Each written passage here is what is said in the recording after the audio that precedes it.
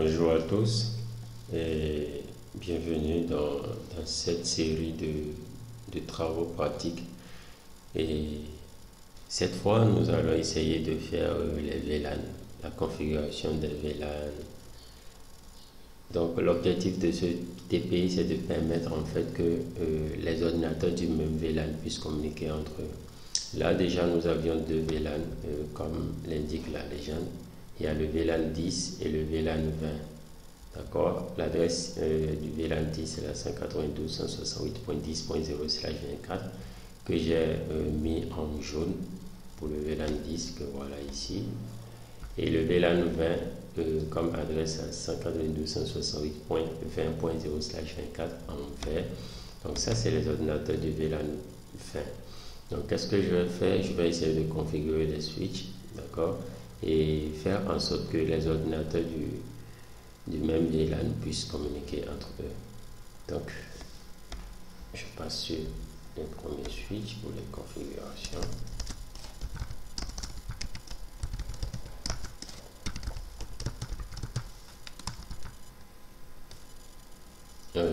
Pour la configuration des VLAN, qu'est-ce que je fais? La première chose à faire, c'est la création des VLAN. Le VLAN 10, d'accord, et ensuite le VLAN 20. Voilà, donc je viens de créer les deux VLAN que je peux vérifier là avec la commande show VLAN brief. Voilà, donc je vois mes deux VLAN créés. Par défaut, il y a le VLAN 1 qui est créé et toutes les interfaces du switch lui sont affectées. Donc qu'est-ce que je vais faire à présent? Les interfaces du switch que je voudrais affecter à chaque VLAN, je dois le faire à présent. Donc pour le faire, je passe en mode de configuration globale. Pour le VLAN 10, je vais affecter les interfaces 5. Les interfaces 5 à 10 pour le VLAN 10. Et pour l'affecter, j'appelle déjà les interfaces, d'accord, interface range face Ethernet 0/5 à 10. Donc dans ce cas, il prend en compte l'interface 5, l'interface 6, l'interface 7, 8, 9 et 10. Donc je vais les affecter au VLAN 10 avec la commande switch port access VLAN 10. Voilà. Ensuite, je prends les interfaces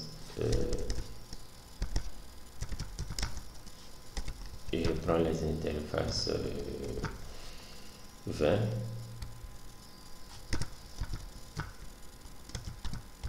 20 à 24, d'accord, que je vais affecter au VLAN 20. Voilà. Donc je vais vérifier la configuration rapidement.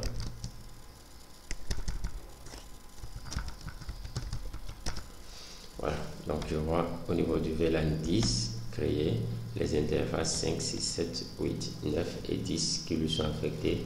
Et au niveau du VLAN 20, les interfaces 20, 21, 22, 23, 24 qui lui sont affectées. Donc une fois que c'est fait, je viens sur mon ordinateur, je configure son adresse IP.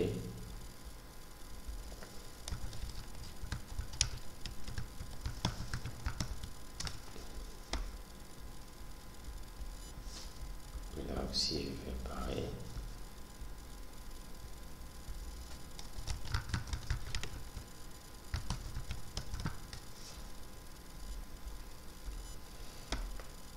Je fais pareil ici aussi.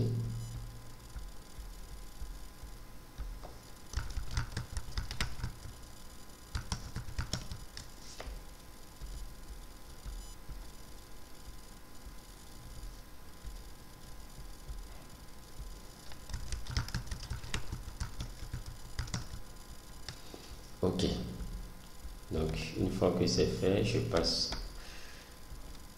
à l'étape d'interconnexion des ordinateurs entre eux. 5.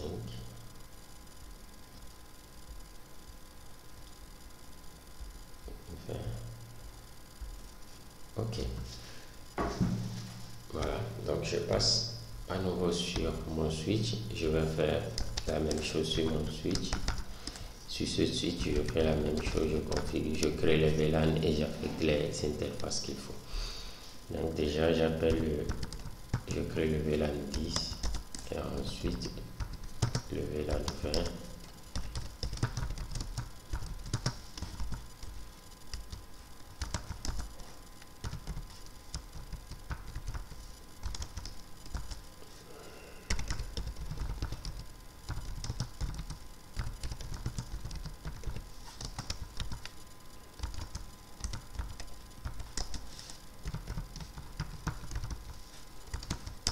Voilà. Donc je viens sur ma hauteur et je viens au niveau de cette partie plutôt et je fais l'interconnexion. Voilà. Ok. Donc une fois que c'est fait, je vais essayer un test de ping entre les ordinateurs du même VLAN. Donc je fais un ping vers la 192.168.20.20 et je verrai que le test de ping ne marcherait pas encore. Ce n'est pas encore en vert, mais ça ne marcherait pas, même si ça passait en vert, ça ne marcherait pas. Pourquoi ça ne marcherait pas? Parce qu'il faut une dernière commande à effectuer sur les interfaces giga des switches. Et cette dernière commande, c'est de faire passer ces interfaces en mode trunk, d'accord, pour leur permettre de laisser passer les VLAN, de taguer les VLAN. Donc, interface giga Ethernet, giga bit Ethernet 0/1, switch port mode trunk. Voilà. Donc déjà, dès que cette interface est en mode trunk, la deuxième interface, l'interface giga 0/1 du switch aussi passe automatiquement. D'accord, lui aussi. Puisque l'autre est déjà en trunk, bon, pas besoin de mettre ceci aussi en trunk. L'essentiel est qu'une des interfaces, d'accord, qui relie les deux switches, qu'une des interfaces soit en trunk. Donc, si la première interface est en trunk, la deuxième aussi laisse passer les VLAN, les paquets des différents VLAN. Donc déjà, dès que je viens là, le test de ping qui ne marchait pas, ce test de ping marchera. Voilà. Donc pareil pour un ordinateur du VLAN 10 aussi. À ping 192. Voilà. Donc je vois que mon test de ping marche. Par contre, dès que je fais un ping vers un ordinateur du VLAN 20, je verrai que ça ne marcherait pas. Pourquoi? Parce que ces ordinateurs ne sont pas dans les mêmes VLAN. C'est comme si je traitais avec les sous-réseaux. Les VLAN sont généralement partis comme des sous-réseaux. Donc, pour que deux équipements puissent communiquer entre eux, il faut qu'ils soient tout d'abord soit dans le même VLAN ou dans le même sous-réseau. Dans le cas où ils ne sont pas dans le même sous-réseau ou dans le même VLAN, il faudrait utiliser un équipement de niveau 3 et cet équipement c'est un routeur ou un switch de niveau 3. Donc dans le tutoriel à venir, dans la vidéo à venir, je vais ajouter un routeur pour pouvoir permettre aux ordinateurs des différents VLAN de communiquer entre eux. Et ce concept serait le routage intra-VLAN puis le routage inter-VLAN. Donc merci d'avoir suivi cette vidéo et à très